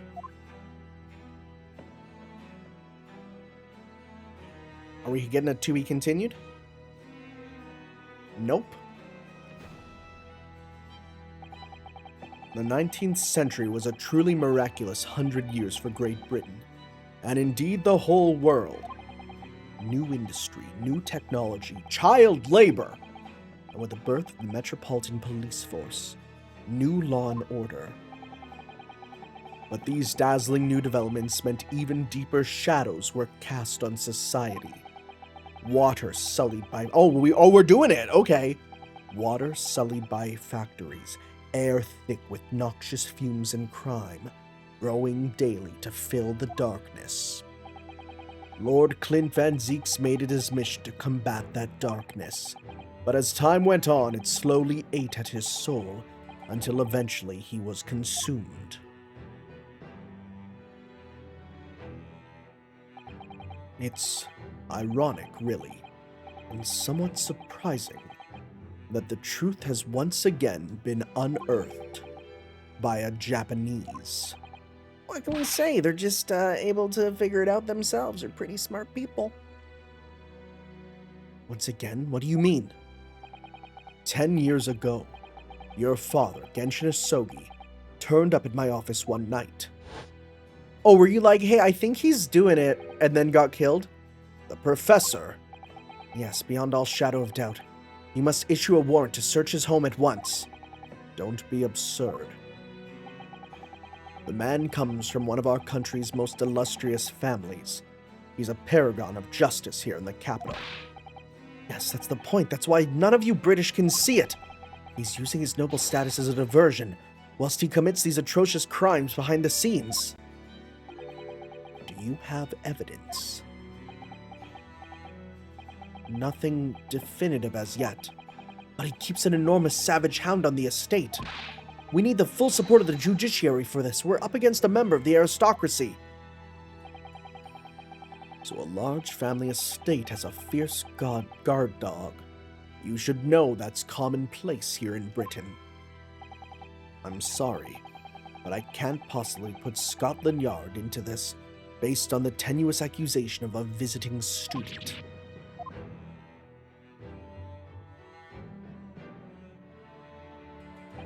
So I turned down Asogi's plea, and as a result, he took it upon himself to visit the Van Zieks mansion on his own.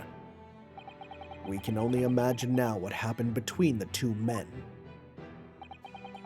Though we know the outcome, of course, Lord Clint van Zieks perished. I don't believe this. So, in actual fact, Kazuma-sama's father did... He made the late Lord Van Zieks meet the same fate. He put a permanent end to the professor killings by taking the drastic measure of ending the perpetrator's life. As soon as I heard, I hurried to the mansion. When I arrived, it was easy to grasp what had happened. And what about the will? Asogi must have already taken it. Nothing of that nature was found at the scene.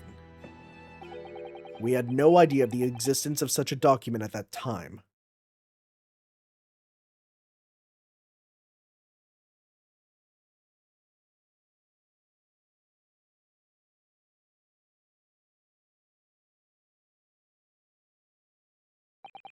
I was the only person who knew of the true identity of the professor.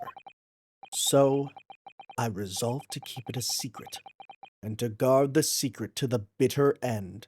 That sounds real bad, buddy. So you're admitting to it? That you were behind it all? It was you, then, who pinned the crimes on my father.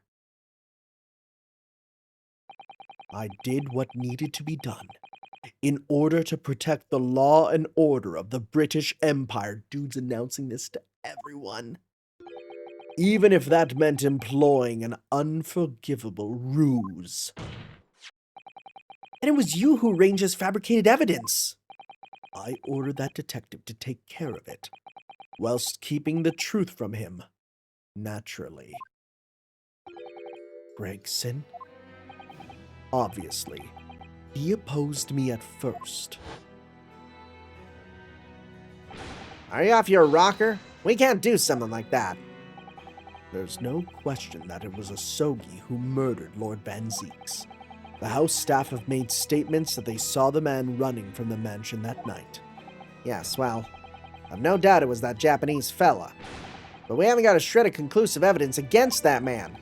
And what's worse than that, he doesn't keep a dog, so we're short a murder weapon to boot. And we're short on time, Gregson. We must put a stop to this man's rampage for the good of the country. So we'll use whatever means necessary. Do I make myself clear, detective? Blimey.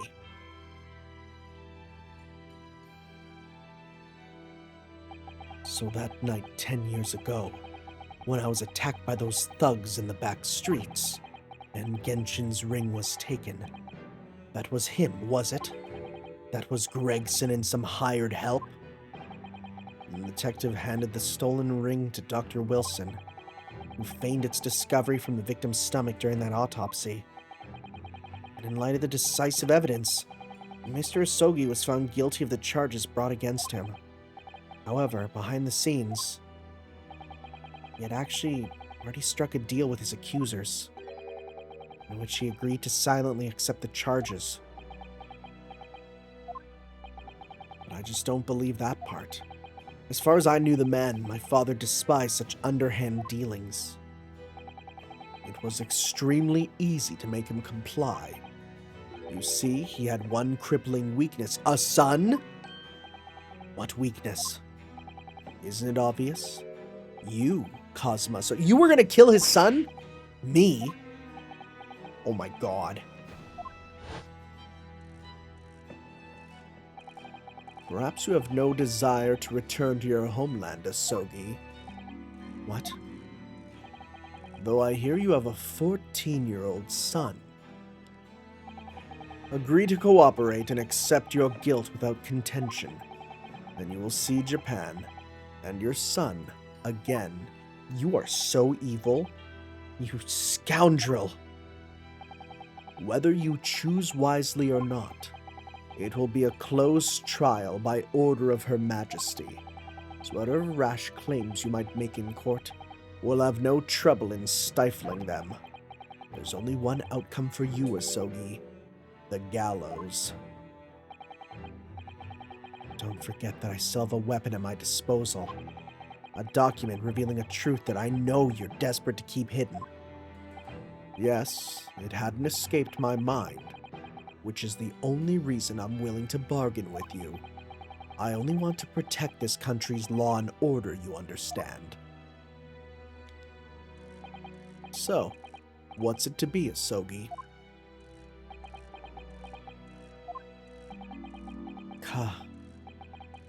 Kazuma. I don't know what that word means. He did it for me? And as I told him at the time, my motive was simply to protect Britain from the damage the truth would do. To protect this country's law and order at any cost. Yo, the audience is hushed. Objection! I've never dared to let myself even consider this possibility until now. But in light of all this treachery, I have to ask. The mastermind behind the Reaper of the Bailey. Was it you, Lord Male Stronghart? That smile, that smug son of a bitch. A rather brilliant idea, wouldn't you say? Lord Barock van Zieks, oh my god!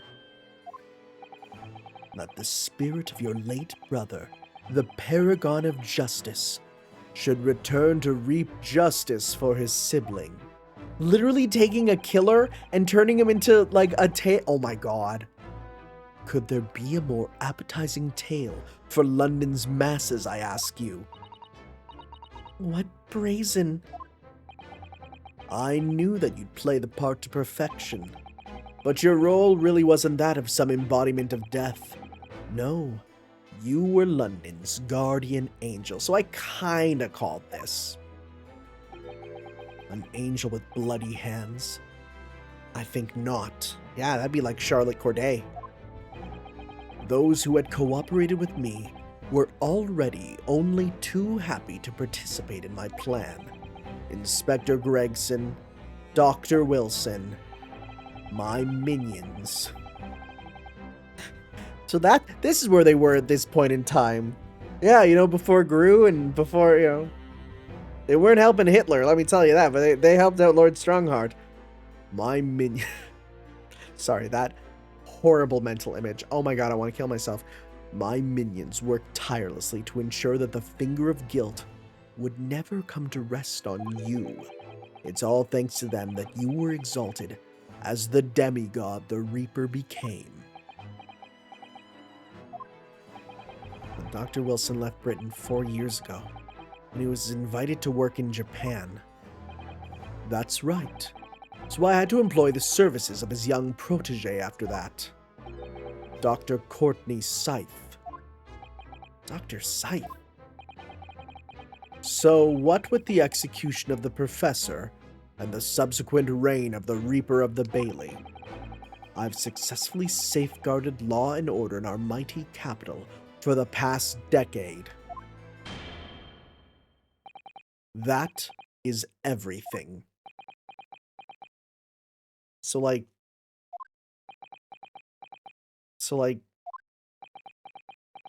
he's, like, we kind of figured it all out, haven't we? My lords, ladies, and gentlemen, I do hereby confess. It was I who sired the concept of the Reaper.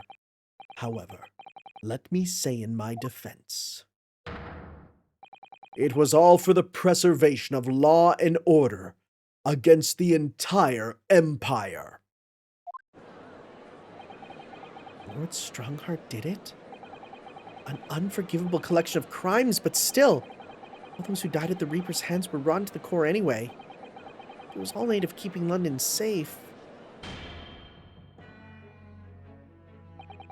There is no one left who can reveal the precise truth of what happened 10 years ago. Buddy, you shouldn't have said those words. We're gonna get someone busting in the room. Therefore, this trial can go no further. Now, I would like to entreat all those present. Beyond these 4 walls, nobody can know the truth. Even Her Majesty must be protected from this. What are you gonna do? Are you gonna kill everyone? I trust you all appreciate the importance of my request. It is, of course, for the good of the country. Can he do this? Can the trial really end now? Hold it.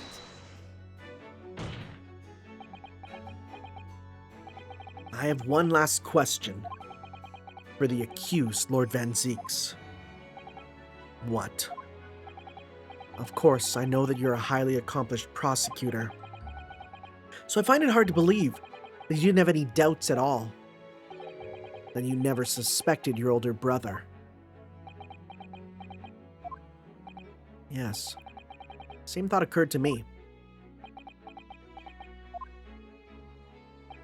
I was only once, but yes, I couldn't say that I never had my doubts. My brother's sense of justice was extremely strong. Perhaps too strong, I observed. At that time, there were members of the aristocracy who were bleeding the country dry for their own gain. And since they were nobles, they were untouchable. For my brother, it was a source of great turmoil. And coincidentally at the same time, the professor began his terrifying reign. During the time of the professor killings, my brother did not appear to be himself. And that made you suspect? Yes. But it was only once, not more. Only once? Really? Clint wasn't the culprit. That was my conclusion at the time. And I still believe that now. Do you have any evidence to support that claim? The third victim was the Lord Chief Justice at the time. It was he who recognized my brother's potential and trained him as a prosecutor. Oh. No matter what the circumstances, it's unthinkable that my brother would have killed his friend and mentor.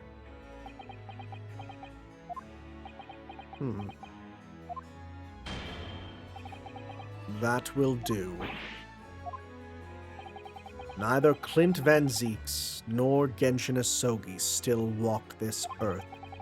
However much we debate this matter now, we cannot hope to reach a conclusion. But there are only two extant pieces of evidence from the time. The woe-begone ring that acted as the incriminating evidence to condemn Genshin Asogi, and the 3-paged last will and testament penned in black ink left behind by the man. The wretched truth of what happened is exactly as I have explained. Later today, I will present myself at the Ministry of Justice for whatever sanction is deemed appropriate. That is all. Court is adjourned. Yo.